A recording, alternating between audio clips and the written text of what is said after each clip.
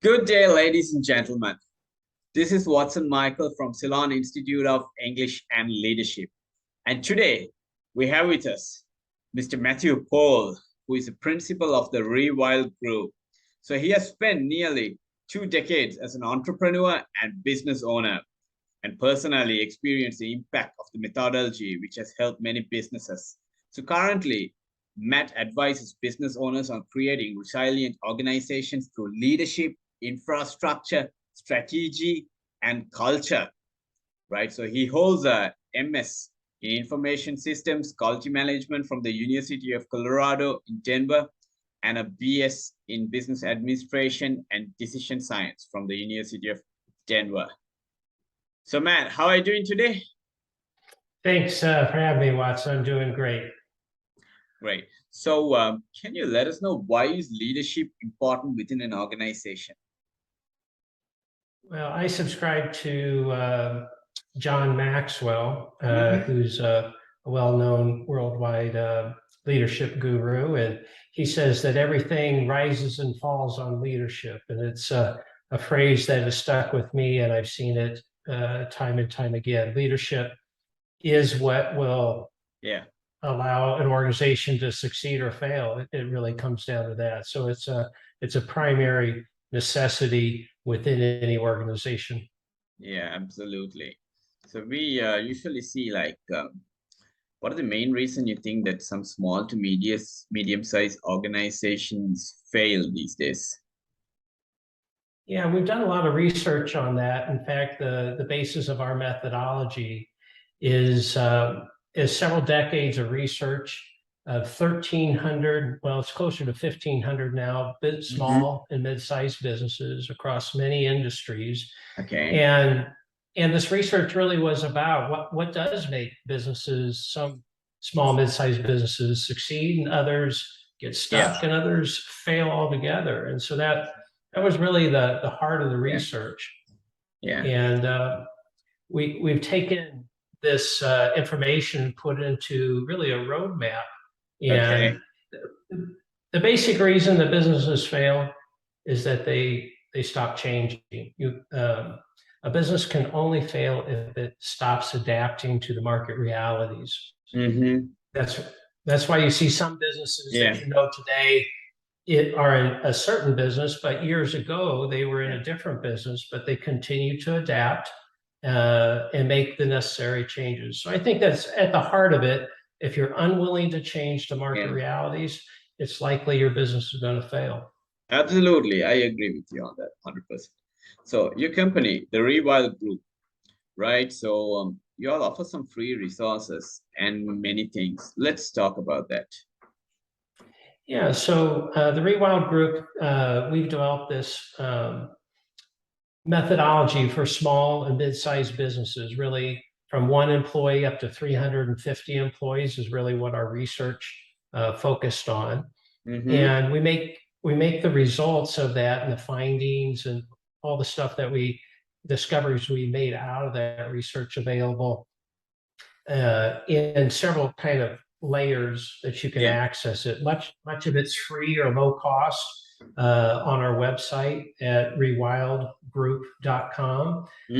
So there's a lot of resources there. We have coaches and advisors around the globe as well that help business owners to access our material in a deep and meaningful and impactful way for their businesses. Wow, pretty good. So you have currently authored 9 books, right? Which are available on Amazon, and the soft copy can be downloaded from Kindle. Could you let's talk a bit about that? Yeah, well, I'm blessed with a team that's really helped me put these books together. You know, the material has been developed again over several decades, but the last few years, the Rewild Group took that initial research and created this methodology that we call organizational rewilding. And as we developed that, we were initially focused on being able to provide these capabilities through coaches and business advisors.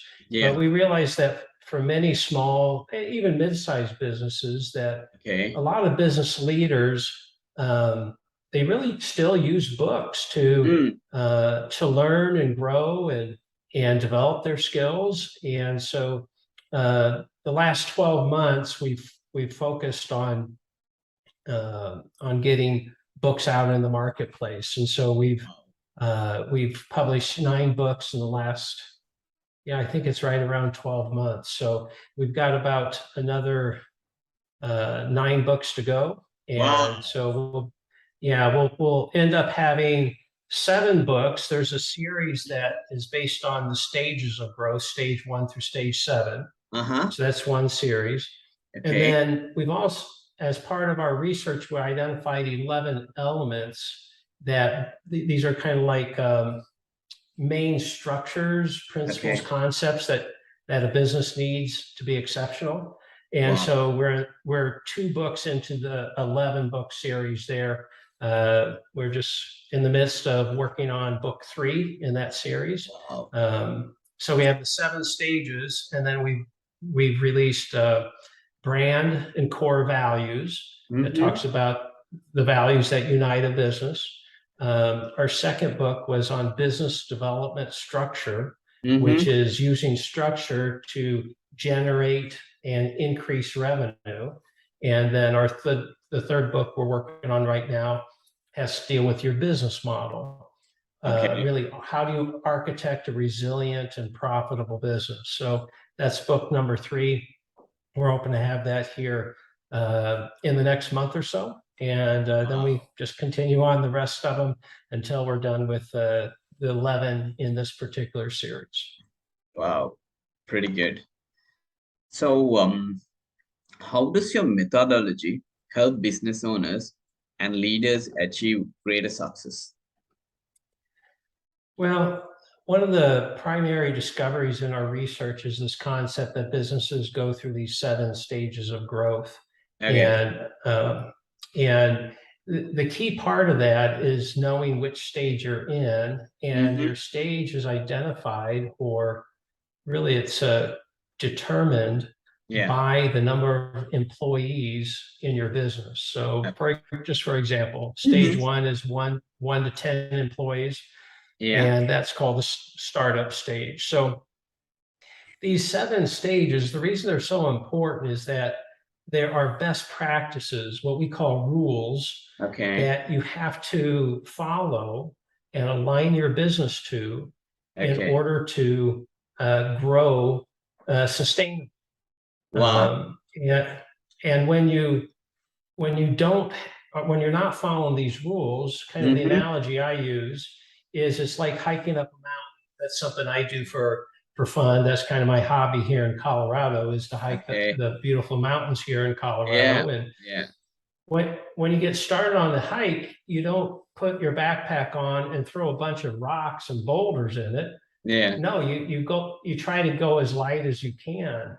And when your business is out of alignment with the rules for the stage you're in, it's like throwing rocks or bricks into your backpack. And it's not that you can't make it up the mountain, but it surely is a lot harder. And at some point, a business owner will often get to a point where growth it doesn't seem worth it. And so they stop growing. So aligning to these rules for each stage is a key thing.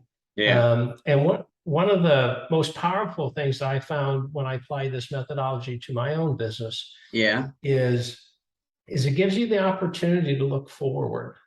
And the reality is, as a business owner, a business leader, it's very hard to be proactive. You're almost always being reactive.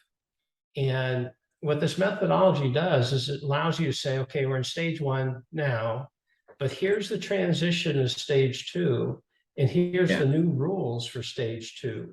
And you can actually start to understand those, prepare proactively for that. So when you change into that next stage, you're not caught by surprise. You're not like stumbling into a room where the lights are off and you're bumping into the furniture. Instead, the light is turned on and you see it clear. You know what stage 2 is like, and it allows you to navigate that new stage with its new rules much more effectively. Otherwise, you're left with kind of trial and error, and a lot of times you run out of the trial and error. You make too many errors, and at the end of the day, it just is too hard to try to continue to grow. You stop there, or maybe you even fall back to the prior stage because it's just too much effort. Yeah. This methodology allows you to navigate growth much more effectively. Wow. So, would you mind giving an example or something of how this methodology had helped a business owner? Yeah, I'll give you. Let me give you an example. A new IT support company founded by a CEO who had been in the IT support. He's a systems engineer for many, many years and had worked for a number of companies, said, I want to go do my own thing. And when he started, his picture for what that looked like was just kind of a one-man organization, just a one-person organization. He just didn't want to work for somebody else. Yeah. And so he's going to work for himself. But really all he was doing was he owned a job, right? Yeah. It's instead of owning a business. And we've spent about a year with him coaching and helping him understand the stages of growth. He's in stage 1. And then helping them implement these elements of those 11 elements. Not all of them really apply to a stage 1. So we've pared it down to just the ones that are important in stage 1. Yeah. And a couple of those elements in particular, I think he tells me were very important for him. And one was the core and brand and core values element. Okay. And the reason it was so important to him was, he was thinking of his business from a technical standpoint. He can provide these kind of technical capabilities. Okay. But there's a lot of people that compete in that same environment. And so he was struggling to differentiate himself. And so as we went through and we identified with him, or he identified, we just kind of coached him through that. Okay. He identified his brand values, which is his promise to the market. Yeah. And so he came up with 4 values that were very meaningful to him. Okay. And as he focused on those 4, he really was able to create a uniqueness in the marketplace. And as he brought in people, or in the IT industry, it's not uncommon to team up with other kind of contractors that bring special skills. Yeah. He could find people that were consistent and in line with his brand values, and others that weren't, he wouldn't work with them. So it was very meaningful to him. And so it gave him a picture of what it would be like to grow a business instead of just to own a job. So he's contracted with 3 or 4 people. He hired his first employee just in the last few weeks. Yeah. And he just has this roadmap that he feels very comfortable with and feels confident that it does grow with him. So he's not going to get to 350 employees. He'll probably get to 5 or 10, maybe a little bit more than that with contractors, maybe 15. But he has this picture, and it's a roadmap that gives him very detailed things to be working on. So I think that's one example of how we help businesses kind of in that startup stage. In the later stages, like stage 4 is the professional stage, where you need to be implementing a professional, a team of professional managers over your departments. Yeah. And in that case, we worked with a local manufacturer of like holistic medicinal goods here in Colorado. Okay. Wow. And they had just they had grown really quickly, and it was basically, you had the owners, which were more senior people and more experienced.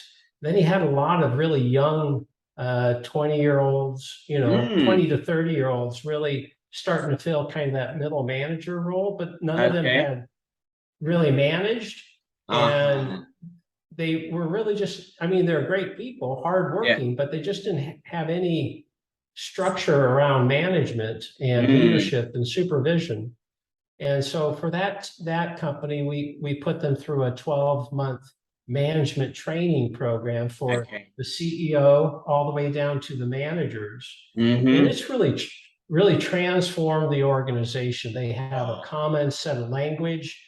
When an issue comes up, they can identify its root cause better. They have some standard ways of communicating. Yeah. And they benefited from core and brand values. They benefited from mission, business model. There's a lot of things that we worked with them over Wow. that year. But it took a fairly unsophisticated business and has totally raised the bar within the organization for what they're doing. So that's a really positive experience that we've had here locally. Wow. Pretty good. So will this methodology work outside the US? Yeah, it's a great question, right? A lot of the research was done in the US with US companies, but we now have advisors throughout the globe where we've trained advisors on 6 continents, and we have active engagements in India, Australia, South America, US, Canada, Ireland. So we've got a nice global footprint, and I'm really excited to see, even like in our South American advisor, he's taking our English material, and he's actually obviously having to kind of do some translation to the local market. But we're really seeing some positive impacts on these other continents. So yeah, it turns out that the research that was done here in the States is applying well outside of our market. Wow. Okay, great insights. So any final message you want to give to the people who are looking for motivation and who want to chase their dreams? Well, I understand your audience is comprised of your students that are looking to improve their business skills, their leadership skills. Some may be running startup businesses, others may look to do that in the future. And so just a couple of things. I'll say one thing to tie to the methodology and then something more broad. But to start, regardless if you're owner or a leader in a business, having a set of common language for the management team, for the leadership team is really important. And when I say a common set of language, it's not obviously speak the same language, but having words that mean the same thing. And so having a methodology that instills this common picture gives you a way to organize the complexities of a business in a shared way, allows the organization to work more efficiently because you see things quicker and you see things more quickly. And the analogy, we're just starting our American football season here in the States. And when the players join the team, one of the first things they have to do, because every year they're bringing in new players, is they have to establish the playbook, right? The playbook is what gives them the language. So when they say this play, all 11 players know what they're supposed to do. And that's why it's important as a business organization to have common language. It's like having a common playbook so that when you talk about management versus supervision versus coaching, those terms mean something. And everybody's on the same page. When you talk about revenue groups and customer segments, brand and core values, one-to-ones, KPI, all these terms, if they're not shared, it makes an organization less efficient. So I would say that's one of the key things. Get on the same page by having a common set of language. but just in general, when it comes to chasing your dreams, Yes, I would just say, first of all, it's important to have dreams. Um, absolutely. if you don't have something they're shooting for, uh, you're gonna hit what you're not shooting for, right? You're gonna Yeah, miss everything, right? So you have to have something. And I would say try to be as specific as you can on your dream. Um, and then I would say also be willing to take risk. The reality is that it's very easy to be in the top 10% of anything you do if you just focus. And that's been one of my mantras for my whole life is I want to yeah, be in the top 10% of everything I do. And what has really resulted is I'm actually in the top 1% in many categories. And so the point is that if you focus and you're willing to take some risk, some calculated risk, and not be afraid to take that risk, um, because most of the fear that you have that holds you back is not real. It's all in your head, and so and it's in the head of people around you. So the fear that stops you when you're trying to pursue your dreams, a lot of times is from people around you that they don't want to take risk, yeah, and they're kind of scared that you might take risk. But agree. it's worth taking risk. My first risk was when I was in my early 30s. I left a very good salary at a Hmm. corporation, and Okay. I had four small children. Wow. Um, and I went from having a very big salary here in the United States Mm-hmm. to having zero salary. I had Okay. nothing.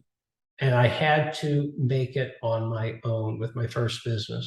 Yeah. And my business partner, who's also Uh-huh. my wife, we Okay. went not we went 9 months without any income. Wow, Uh, 9 months. 9 months, we were down to one car. It was a Toyota Corolla, which is a small car Yeah. here in the States, at least. And, all four of our kids are in the back seat. That's all we Uh-huh. had. We finally got our first project Uh-huh. and around month 9. And it turned out to be a really key project for us that turned into another project. And, 15 years later, Wow.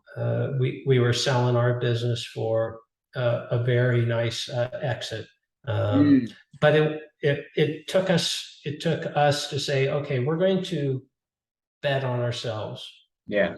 We're going to take the risk, and that was now 20. Oh, let's see, that's 33, 43, 53. You know, 20 almost 25 years later. Wow. And it's one of the most important decisions I ever made. And it's not one that I ever regretted. Not to say that owning Mm-hmm. your own business is easy. It's not. It's one of the hardest things you'll ever True. do. But it'll force you to grow, Yeah. and you'll be a better person. You'll be prouder of yourself. You will fail more. It's very safe to be just an employee. Yeah. You don't experience so much failure as a business owner. You experience much more failure, True. but you learn from that, and that makes you a 100%. bigger, stronger person. So, okay. Absolutely. Right. So even I started my business during the COVID period. So here I Okay. am. Okay. So it's all about That's taking it's all about taking chances, right? I mean, if you don't take risks, you might regret it at a later age, well, right? you mentioned that you started during COVID, and we just as we're getting on in Sri Lanka, it's 9/11 there. It's 9/10, September 10th. Tomorrow's 9/11 Yes. here in the US. We opened our business 3 months after 9/11, Oh, okay. um, right in the midst of all the chaos that was coming out of that. Yes. Um, it wasn't the smartest thing we ever did, Yeah. but but we survived. And Mm. just like you, now it sounds like you probably were smarter than I was, starting your business in COVID because it was a little bit more in sync with that. Mm. Um, but the point is that uh, to be successful, you don't always make the right choices. You just keep on moving forward in faith Yes, and believing that good is in front of you, and you correct. just keep on pushing through, and it usually works out. Absolutely. So excellent. So thanks a lot, Matt, for taking time and doing this podcast with us. And right, so We look forward to it, Watson, and we'd be glad to share anything we can that would add value to your network. thank you very much. Okay.